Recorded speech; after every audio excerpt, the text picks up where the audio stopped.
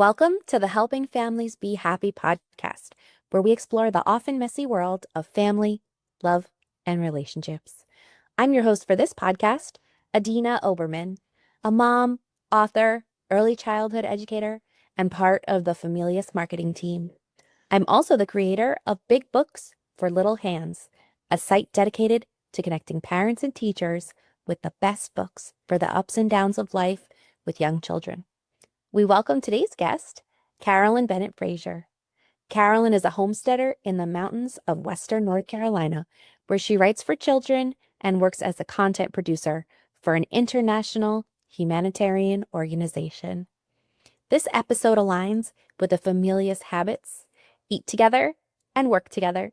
You can learn more about the Familias 10 Habits of Happy Families by going to the Habit Hub blog on familias.com. Welcome, Carolyn. Thanks so much for joining us. Thank you for having me, Dina. So can you tell us, maybe for people who aren't familiar, can you explain what being a homesteader is? Well, modern day homesteading is a lot different than pioneer homesteading, which is what most people are very familiar with, the taking the wagon train out west and beginning from scratch. Modern day homesteading is more of a movement, a state of mind where we focus on, living off the land, using our resources properly, taking care of the environment, and just doing as much as we can to live a very healthy lifestyle. That can be anywhere from growing our own food in a garden and canning to making our own soaps and cleaners. Or even just some people raise livestock, others don't. It's more of a mindset of self-sustainability and healthy living. So it sounds like you're coming to this book with lots of experience. So can you share a little bit about the inspiration for this book and how it all came to be? Well, I am kind of an accidental homesteader.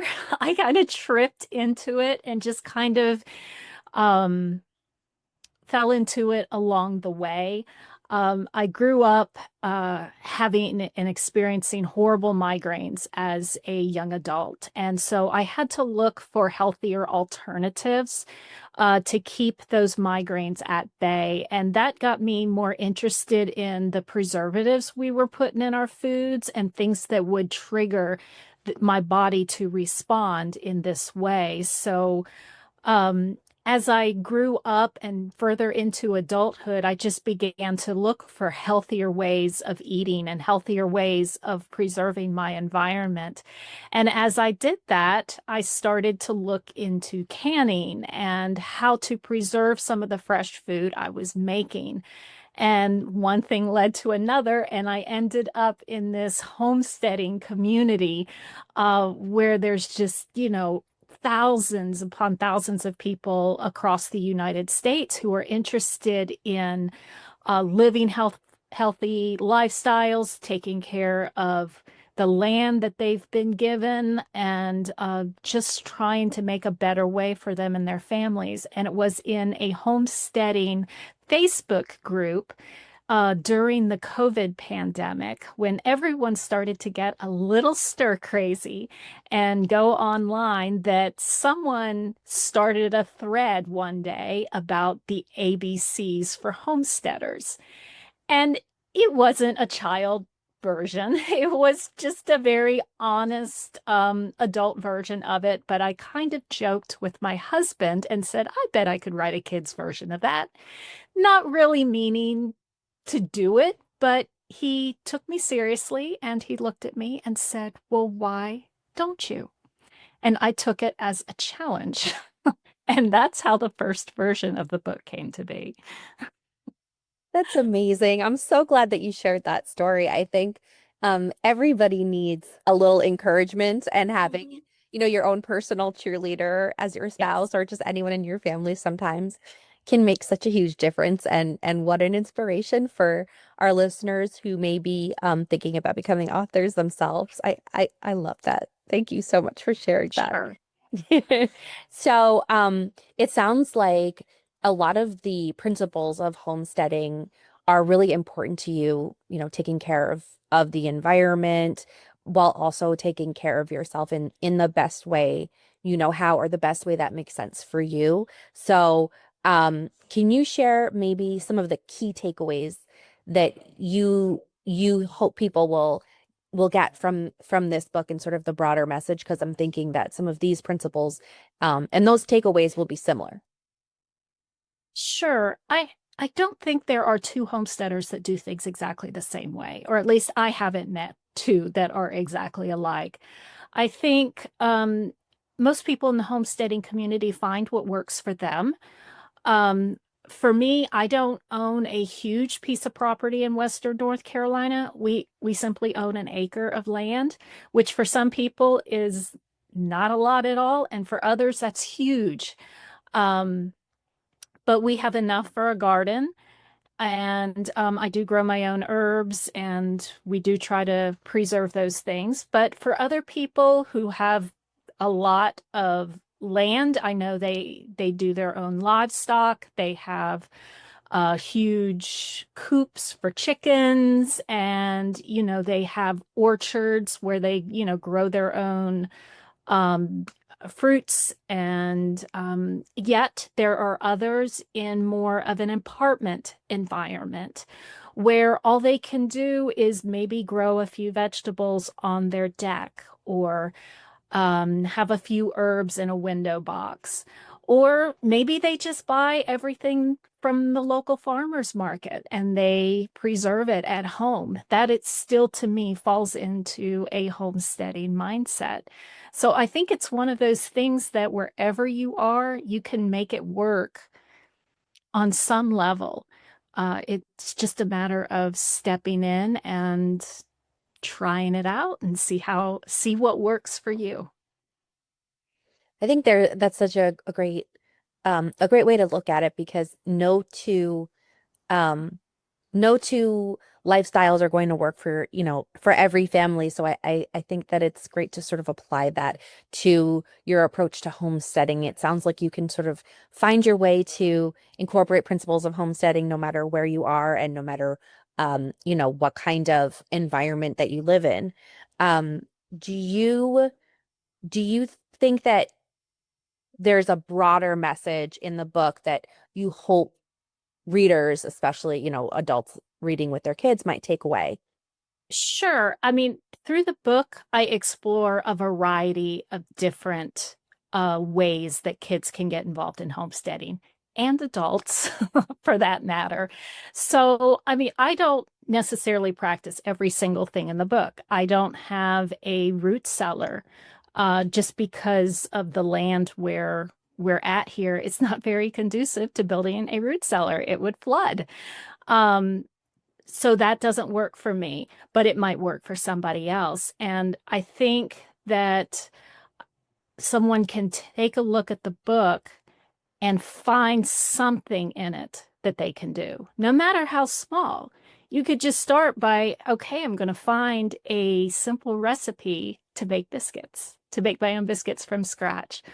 Or I'm going to grow some green beans on my back deck. Or I'm going to spend some more time with my family. Or, just something in there that they can make their own. And I think it's especially important for young kids to know that they can be involved, that they're a part of the process, because homesteading really is kind of like a family activity. Uh, you just can't have one person in a house who's into homesteading and it doesn't involve everybody else. It is a family activity. It's a family affair. That I think that message is so so timely.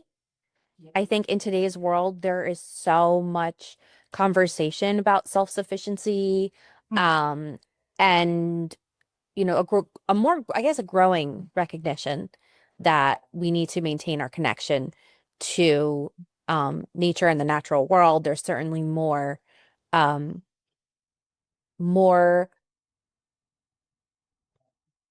more information about where people want to know more. Where is our food coming from?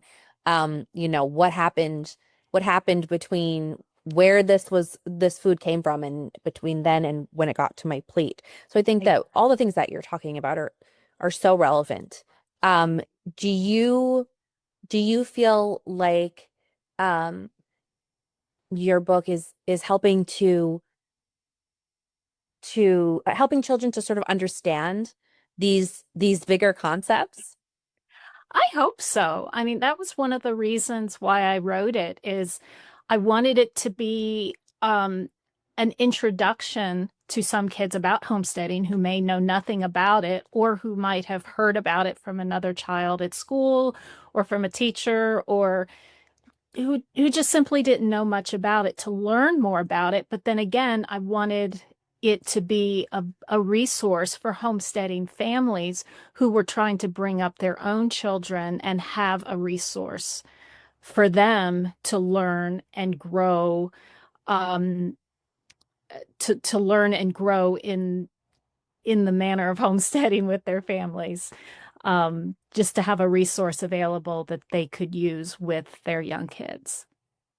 Absolutely. So as you're talking, you're reminding me of um, a lot of some of the things that we talk about with a lot of our authors, and also something um, that I learned when I was a classroom teacher is that um, there are books that we see as for children as windows into other worlds or mirrors as reflections of themselves.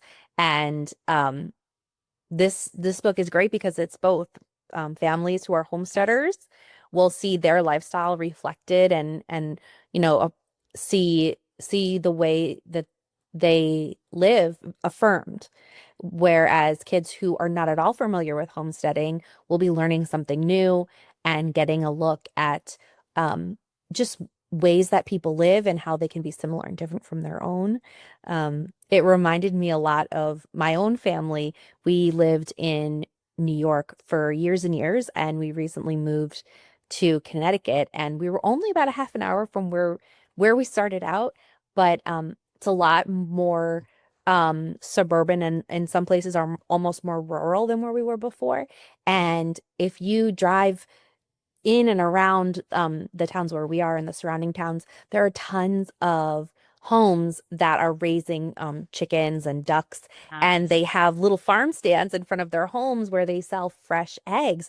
And I remember seeing those for the first time and seeing how many there were, and my kids asking so many questions, and just sort of, you know, it being this moment of, we learned this one little thing, but it opened so many doors and completely changed their understanding of like what you could do within your own home. So I think that this book is just another tool um, to share that message. Maybe there are homesteaders reading this book who um, regularly do some of the things that are created in the that you've shown in the book, but maybe getting new ideas.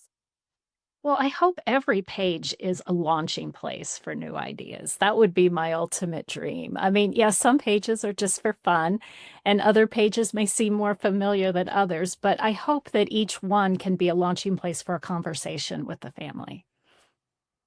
I definitely think that you've accomplished that, and we're so excited to share Emma's Mason jar with the world. As we begin to wind down, I want to make sure that our listeners can find out more about you and the book. So where can they find you online? Absolutely. I am simply at carolynbfraiser.com. And you can find me on most social media platforms at Carolyn B. Fraiser, on Facebook, Instagram, X, Threads, and Blue Sky. M is for Mason jar will be available in August 2005. You can grab your copy at familias.com or wherever books are sold. As we conclude today's podcast, I'd like to thank Familias for their support in bringing this podcast to your ears and your heart.